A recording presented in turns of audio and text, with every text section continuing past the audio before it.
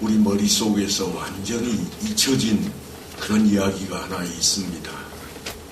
그것은 아브라함의 이야기인데 아무도 생각하지 않았고 또한 사라져버린 그런 이야기입니다. 그런데 하나님께서는 그렇게 아주 오래전에 아브라함과 맺었던 언약을 기억해 내셨습니다. 창세기 15장 말씀인데요. 제가 한번 읽어보겠습니다. 너는 반드시 알라. 네 자손이 이방에서 객이 되어 그들을 섬기겠고 그들은 400년 동안 네 자손을 괴롭히리니 그들이 섬기는 나라를 내가 징벌할지며 그 후에 네 자손이 큰 재물을 이끌고 나오리라. 이때가 언젠가 하면 아브라함의 이름이 아직도 아브라함일 때의 이야기입니다.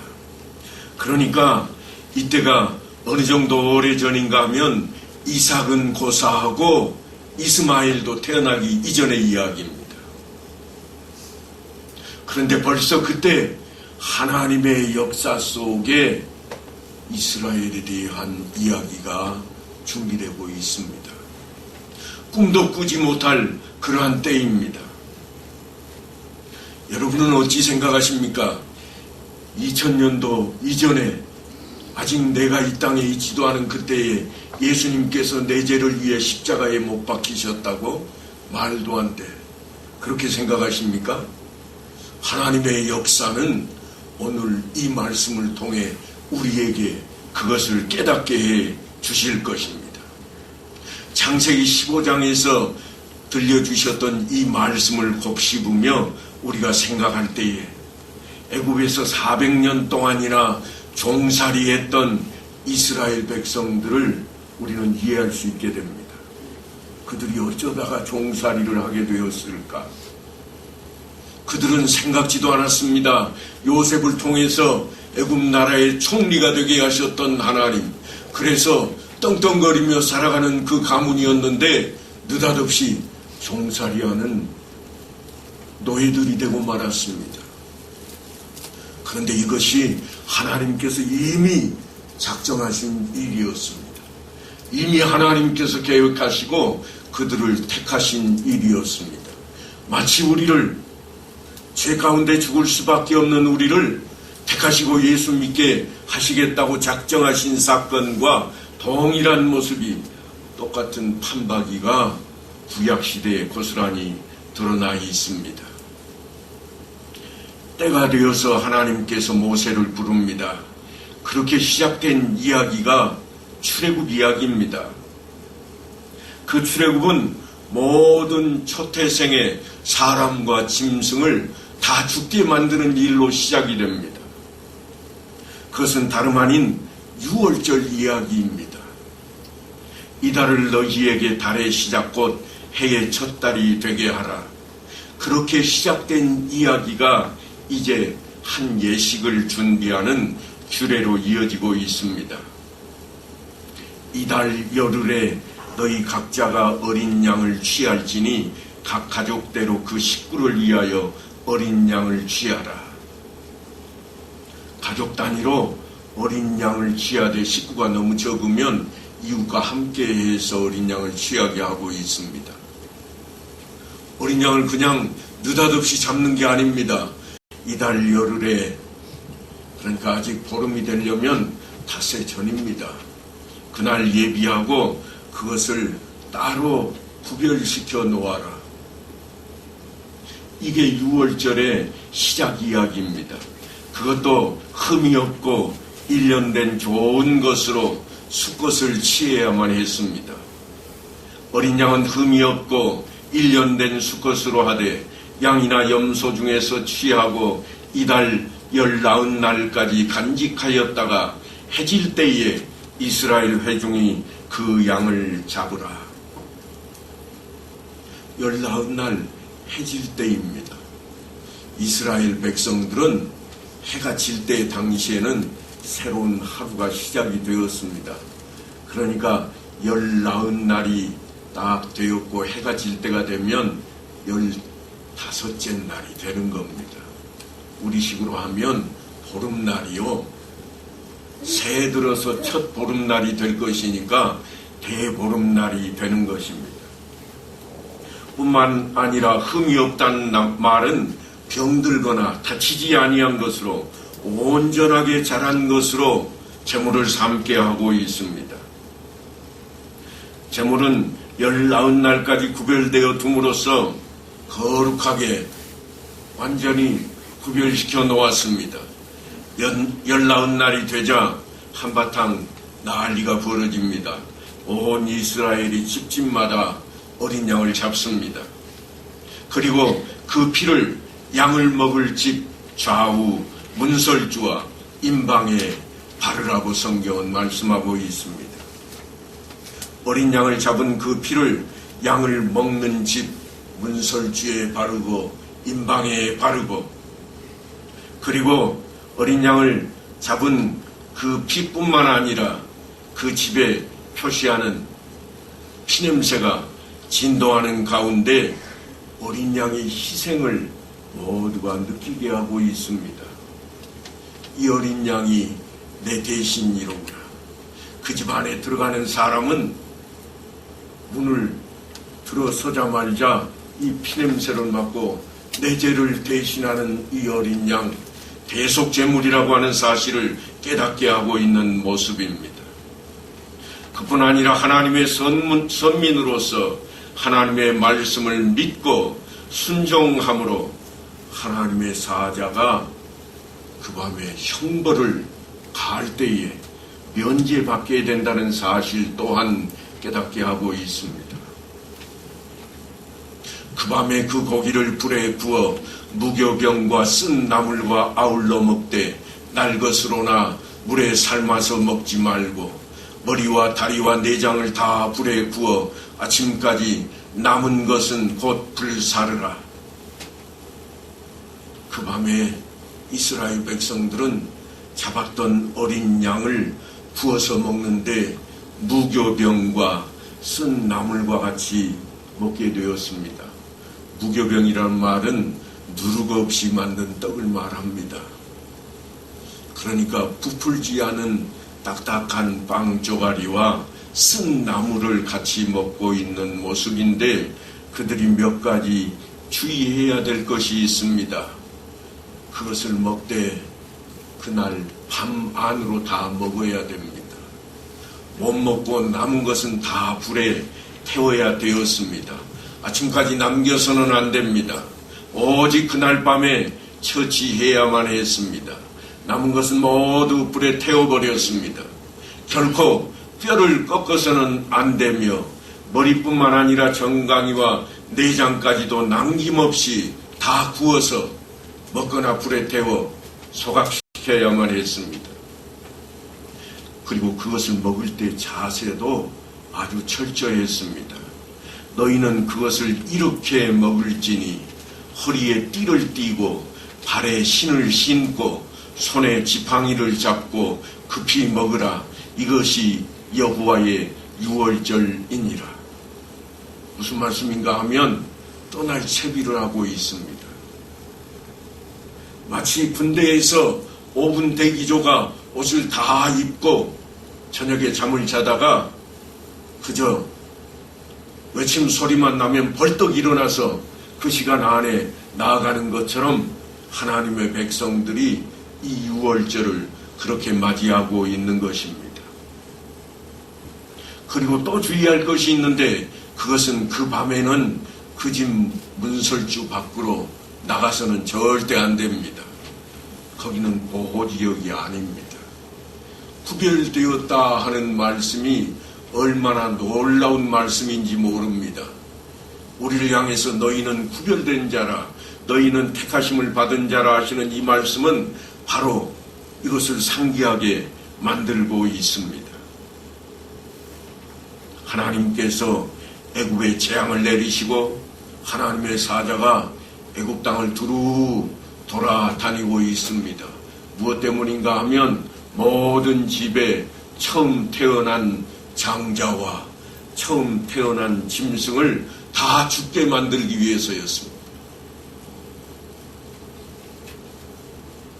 그렇게 출애굽한 이스라엘은 하나님의 보호하심과 인도하심을 받아서 하나님께서 약속하신 대로 시내산 앞에 이르게 되었습니다. 왜 하필 시내산을 가야 하는가? 그저 지도를 펼쳐놓고 보면 애굽 땅에서, 고센 땅에서 하나님께서 약속하신 그 땅까지는 그냥 서해안 경계를 따라가 버리면 길도 편안하고 아주 쉽습니다.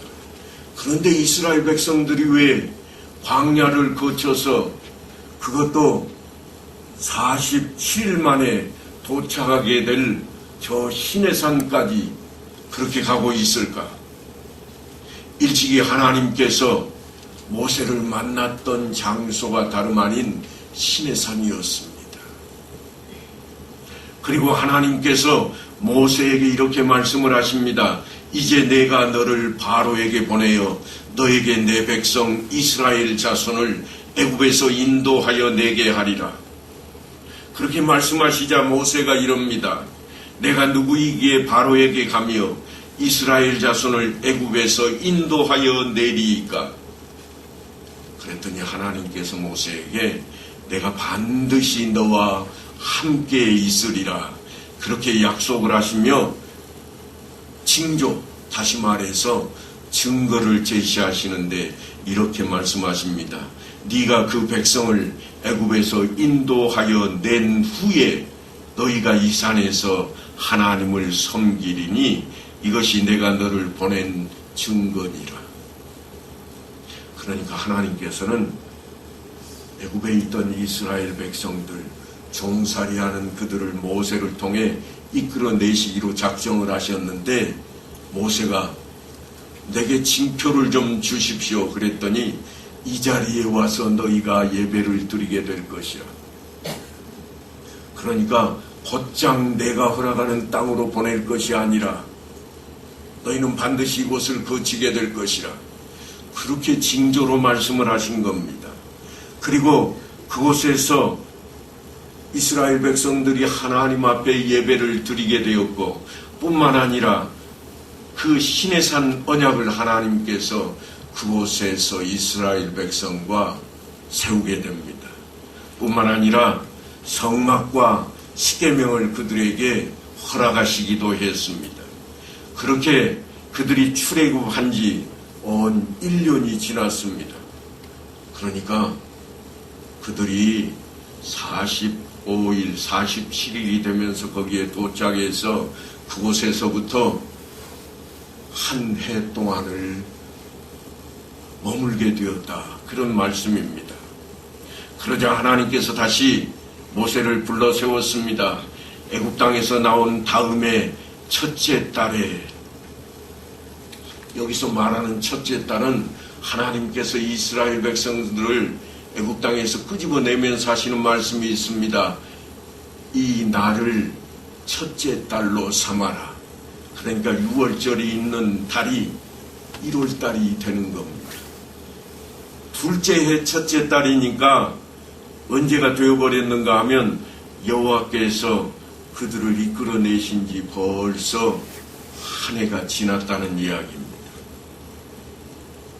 그때 하나님께서 모세에게 말씀하시기를 이스라엘 자손에게 6월절을 그 정한 기일에 지키게 하라 그러십니다. 그 기일이 언젠가 하면 그 달 14째 날 해질 때입니다. 이달 14째 날 해질 때에 너희는 그것을 지키되 그 모든 율례와 그 모든 규례대로 지킬지니라. 그러니까 이스라엘 백성들에게 대보름이 이때로부터 시작이 되었습니다. 6월절이 이때로부터 시작이 된 것입니다. 그리고 둘째 첫째 달 곧 그 달 초하루에 성막을 세우니라. 출애굽기 40장에는 이렇게 이야기하고 있습니다. 그러니까 성막을 언제 세웠는가 하면 출애굽한 지 1년이 딱 되던 날 세웠습니다. 아니 정확히 말하면 1년 되기 전에 세운 겁니다. 6월절은 19날 해질 때가 되었을 때이니까 그로부터 보름 전에 성막을 세우게 되었다고 하는 것입니다.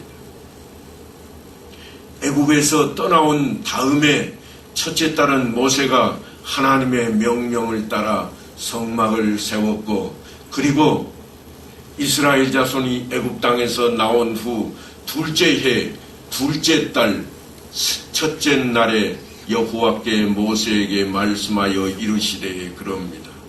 이때가 뭐하는 때인가 하면 인구 조사를 하는 그러한 때입니다. 민수기의 시작입니다. 왜 민수기는 하필이면 이때로부터 시작하고 있을까? 둘째 달 첫째 날로부터 민수기가 지금 시작하고 있는데, 실제로 이 사건은 6월절보다 앞입니다. 그런데 왜 6월절 이야기를 지금 꺼내지 않고 이 이야기를 먼저 꺼내고 있는가? 그것을 우리는 상기해야만 되겠습니다. 그러니까 둘째 해 둘째 달 첫째 날에 백성을 헤아릴 때가 저들이 6월절을 지킨 바로 뒤인데, 오늘 우리가 본문에 함께 보고 있는 6월절 지키는 이야기는 둘째 달 14째 날이라 그렇게 되어 있습니다. 그러니까 이미 6월절을 한번 지켰습니다. 그리고 백성들을 모두 헤아린 다음에 다시금 6월절을 지키지 못했던 백성들에게 오늘 본문이 들려지는 그 이야기인 것입니다. 그러니까 실제로는 이제 민수기 이야기가 시작되는 것이 백성을 계수하는 일로 시작되는 게 아니라 6월절을 먼저 지키고 백성을 계수하고 또 6월절을 지키게 되는 이야기일 것인데, 6월절 이야기를 뒤쪽에다 한꺼번에 모아놓고 있습니다. 그래서 제2의 6월절 규례에 대한 이야기가 오늘 본문에 등장하는 겁니다. 6월절 예식은 원래 영원한 규례로 이스라엘 백성들에게 전해지고 있어 왔습니다. 너희는 이 일을 규례로 삼아 너희와 너희 자손이 영원히 지킬 것이니 너희는 여호와께서 허락하신 대로 너희에게 주시는 땅에 이룰 때에 이 예식을 지킬 것이니라. 언제부터 지키라고 되어 있는가 하면 가나안 땅에 도착해서 지키라. 그러면 지금 이동하고 있는 중에는 지키지 않았는가? 아니요. 이때에도 이미 지키고 있었고 그들은 이미 이 규례 안에 들어 있습니다. 그런데 하나님께서 가나안 땅이라고 하는 이야기를 하는 것은 하나님께서 약속하신 땅, 그 땅에서 이야기로 끌고 가기 때문에 그러합니다. 너희에게 주시는 땅에 이를 때에라, 그렇게 한시적인 규정을 담고 있습니다만 우리가 보았던 민수기 9장에는 광야 생활 중에도 그들이 6월절을 지키고 있음을 분명히 하고 있습니다. 물론 광야 생활 동안에는 정착했을 때 가능한 문설주에다가 피를 바르는 일은 없었습니다. 뿐만 아니라 번제단에다가 희생 제물에 피가 뿌려지는 것으로 대신 그 예식을 지키고 있습니다. 왜냐하면 모든 짐승은 번제단 앞에서 잡아서 그 피를 그곳에 뿌려야 했기 때문입니다. 그리고 그들은 정해진 날짜에 6월절을 지킴으로 6월절이 지니고 있는 하나님에 대한 무한하신 은혜를 상기하며 하나님께 영광을 돌리고 있는 것입니다. 어떤 역경 중에서라도 어떠한 그러한 상황 중에서라도 6월절을 반드시 지켜야 할 것을 요구하고 있는 것이 오늘 본문의 내용입니다. 왜 그런가 하면 모세가 이스라엘 자손에게 명령하여 6월절을 지키라 하매 그들이 첫째 달 14째 날 해질 때에 시내 광야에서 6월절을 지켰으되 이스라엘 자손이 여호와께 모세에게 명령하신 것을 다 따라 행하였더라. 모세에게 명령하신 것을 다 행하다 보니까 유월절을 지키는데 문제가 생겼습니다. 사람이 사는 곳은 어디나 언제나 문제가 있는 법입니다. 어떤 문제가 생겼는가 하면 정결법이 문제입니다. 장래 문제입니다. 그때 사람의 시체로 말미암아 부정하게 되어 유월절을 지킬 수 없는 사람들이 있었는데 그들이 그날에 모세와 아론 앞에 이르러 그에게 이르되 우리가 사람의 시체로 말미암아 부정하게 되었거니와 우리를 금지하여 이스라엘 자손과 함께 정한 기일에 여호와께 헌물을 드리지 못하게 하심은 어찌함이니까. 무슨 말씀인가 하면 첫 번째 유월절을 지키는데 모세가 구별해 놓은 사람들이 생겨버렸습니다. 어떤 사람들인가 하면 너희는 안 돼. 왜요? 너희는 시체를 만졌잖아. 너희는 안 돼. 왜냐하면 여행 중에 있었잖아. 급하게 돌아왔는데 유월절이 진행 중입니다. 안 돼. 늦었어. 하고 문을 닫아 놓았던 그들이 한탄을 하는 겁니다. 왜 우리는 하나님의 백성인데 예배에 참여를 못합니까? 그러자 모세가 그들을 기다리라 하고 여호와께서 너희에게 대하여 어떻게 명령하시는지 내가 들으리라. 조급한 마음으로 문제를 해결해 달라고 서두르는 그러한 백성들 앞에 모세는 하나님을 전적으로 의뢰하고 신뢰하며 하나님의 뜻을 구하고 있는 참으로 지혜로운 모습이라 할 수 있습니다. 실로 긴박한 문제에 직면할수록 우리에게 여호와의 선하신 손길을 의지하며 기다릴 줄 아는 지혜를 필요하다고 교훈하고 있는 그러한 내용일 것입니다. 그렇게 해서 제2의 유월절 이야기, 오늘 제가 읽어드린 본문의 이야기가 시작되는 겁니다. 이스라엘 자손에게 말하여 이르라. 너희나 너희 후손 중에 시체로 말미암아 부정하게 되든지 먼 여행 중에 있다 할지라도 다 여호와 앞에 마땅히 유월절을 지키되, 사람이 부정하게 되었거나 그래서 정결 규례에 따라 일주일 동안이나 부정한 채로 있는 별거하고 있던 그러한 사람들이나 여행 중에 있다가 돌아온 사람들에게도 기회를 허락하고 있는 그러한 모습입니다. 오늘 본문은 유월절은 어떠한 경우에라도 반드시 지켜야 할 의무라고 하는 사실을 이스라엘 백성들에게 하나님께서 고지하고 있는 그러한 장면입니다. 다 여호와 앞에 마땅히 유월절을 지키라. 부지불식간에 사고가 임했을지라도, 때로는 형편에 의해서 어쩔 수 없는 일이 생겼을지라도 한 달 뒤에는 반드시 그 절기를 지키라고 하는 것입니다. 강력하게 이렇게 요구하고 있는 이유가 뭔가 하면 구원의 사역, 그날을 기념하는 일은 장차 하나님의 백성들을 죄에서 구속하실 예수 그리스도의 십자가 사건을 예표하는 날이기 때문에 그러합니다. 제가 말씀을 시작하면서 지금 유월절 이야기를 하는데 우리의 구원에 대한 이야기를 꺼내놓았습니다. 우리가 예수를 믿고 천국에 가게 되었다. 그것은 예수 그리스도의 대속제물이 되신 그 십자가의 보혈의 피로 말미암은 것을 이야기했습니다.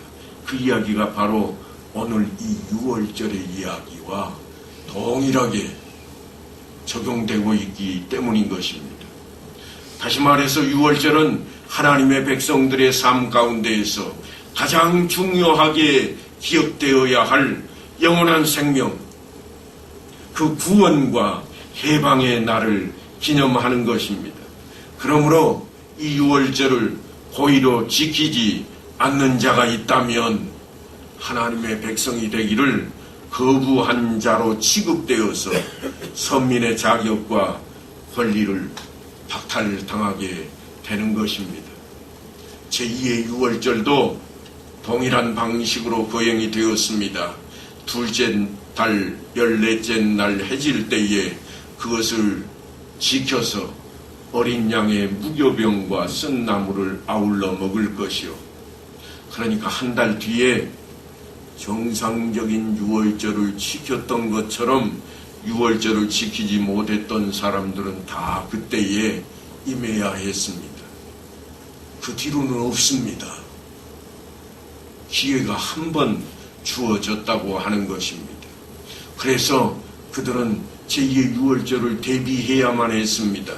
여행자는 여행을 마치고 돌아와야 했고, 시신을 가까이 했던 사람은 이제 다시는 가까이 하지 않는 그 자리로 나아가서 정결 규례에서 요구하는 그 의무도 또한 모든 것을 규례에 따라서 지켜야만 했다고 하는 것입니다. 어린 양의 무교병과 쓴 나물은 유월절을 기념할 때에 3대 음식 중에 하나인데, 어린 양은 대속의 양이 되신 예수 그리스도를 상징하는 것이요, 무교병은 죄악이 없는 성결함, 죄를 떠나 있는 용서받은 상태를 의미한 것이요, 쓴 나물은 과거 애굽에서 종살이하던 때에 이스라엘 백성들이 당했던 고난을 상징하고 있는 것입니다. 그래서 아침까지 그것을 조금 더 남겨두지 말며 그 뼈를 하나도 꺾지 말아서 유월절 모든 율례대로 지킬 것이니라, 그렇게 명령하고 있습니다. 왜냐하면 하나님의 구원 역사와 그리스도를 상징하는 거룩한 음식으로 그 남은 음식이 외인과 짐승에 의해서 더럽혀지는 것을 결코 용납할 수 없기 때문이었습니다. 오늘날도 우리가 성찬 예식을 마친 뒤에 성찬 예식에 거행되었던 그 잔과 또한 떡은 고스란히 땅에 묻는 것도 그러한 이유 때문입니다. 유월절 어린 양은 장차 십자가 고난을 겪으실 그리스도의 몸을 예표하기에 우리는 오늘 말씀 중에 그 뼈를 하나도 꺾지 말지라 하는 말씀이 있음을 꼭 기억하셔야 됩니다. 왜 그런가 하면 십자가에 예수님께서 달려 죽으실 때에 다른 십자가형과 달리 놀랍게도 그 뼈를 꺾지 않았습니다. 물론 예수님께서 먼저 운명하신 것을 확인해서 그 절차를 거치지 않았습니다만, 당대에는 십자가형을 당하는 사람들이 죽지 않고 있으면 다 가서 뼈를 부러뜨려서 즉사하게 만들었던 기록들이 있습니다. 이처럼 이스라엘 백성들의 유월절 참여는 선민으로서 신앙 고백이었습니다. 마치 오늘날 우리가 성찬 예식에 참여하는 것이 예수를 나의 구세주로 믿고 신앙에 입문한 사람들에게 신앙 고백이 되는 것과 동일합니다. 그래서 그 일을 무시하는 자는 곧 하나님의 주권과 하나님의 백성이 되는 것을 동시에 거부하는 범법자 취급을 당하게 되었던 것입니다. 하나님께서는 사람들이 사정으로 인해서 유월절을 지킬 수 없게 되었을지라도 반드시 유월절을 지키도록 명령하셨습니다. 그것이 바로 우리가 오늘 대하게 되는 제2의 유월절에 대한 이야기입니다. 그러니까 어떤 이유에서라도 그냥 넘겨서는 안 되는 것이라고 하는 겁니다. 구원이 그만큼 우리에게 중요한 것을 인지하라고 명령하고 있습니다. 하나님께서 건져내심이 얼마나 중요한가, 결코 너희는 함부로 대할 수 없는 것이라 그것을 재차 강조하고 있는 장면입니다. 그것이 다름 아닌 생명과 구원의 날입니다. 오늘날 우리에게로 치면 주님의 날인 주일과 같다 할 것입니다. 물론 우리는 주님께서 부활하신 날, 생명을 다시 되찾으신 날을 기념하며 주일을 기념일로 삼고 있습니다만, 이것은 다름 아닌 우리를 구원하시고 또한 장차 우리를 부활의 그 놀라운 자리로 이끌어내실 것을 믿는 믿음으로 신앙을 고백하는 그러한 날이 되는 것입니다. 오늘날 예수 그리스도의 십자가 공로로 구속함을 입은 우리에게도 하나님 앞에 예배 드리는 일은 너무나 중요합니다. 우리에게는 농사꾼들이 많습니다. 그러나 농부에게 있어서 아무리 농번기가 닥쳐온다 할지라도 하나님 앞에 나와 예배 드리는 일이 얼마나 중요한지 일찍이 예수님이 이 땅에 오시기도 전에 모세를 통해서 하나님께서 다시금 명령하고 있는 내용인 것입니다. 그러니까 주일을 성수하는 일은 우리들의 신앙 고백이요, 하나님의 은혜에 값없이 받은 세상과 시간 속에 우리가 살고 있는 것에 대한 하나님 앞에 감사의 표현이라 말할 수 있습니다. 어떤 일이 있을지라도 모든 백성들이 하나님 앞에 나올 것을 명령하신 그 하나님 앞에 우리가 있습니다. 우리를 죄악 가운데에서 구원하시고 새로운 세계요 하나님 나라로 인도하신 그 하나님 앞에 우리의 신앙 고백을 담고 있는 이 예배를 드리는 일과 주일 성수는 형편에 따라 되는 대로 하는 것이 결코 아니라 반드시 구별해서 구별된 모습으로 하나님 앞에 나아가는 자리가 되어야만 할 것입니다. 오늘 예배에 참여하신 성도 여러분, 참 잘하셨습니다. 이 자리에 하나님께 나와 엎드리게 되었으니 얼마나 복받을 일인지 모릅니다. 우리는 이것을 결코 등한시해서는 안 됩니다. 오직 예배 드리는 일에 우리가 열심을 다하고 하나님 앞에 나와 그 은혜에 감사 찬양해야 할 것입니다. 하나님께서 기뻐하실 일 가운데 여러분이 서 있는 것입니다. 예수를 믿는 신앙 고백은 바로 그분을 우리의 구원자로 보내주신 하나님 앞에 감사와 찬양과 영광을 돌리는 일입니다.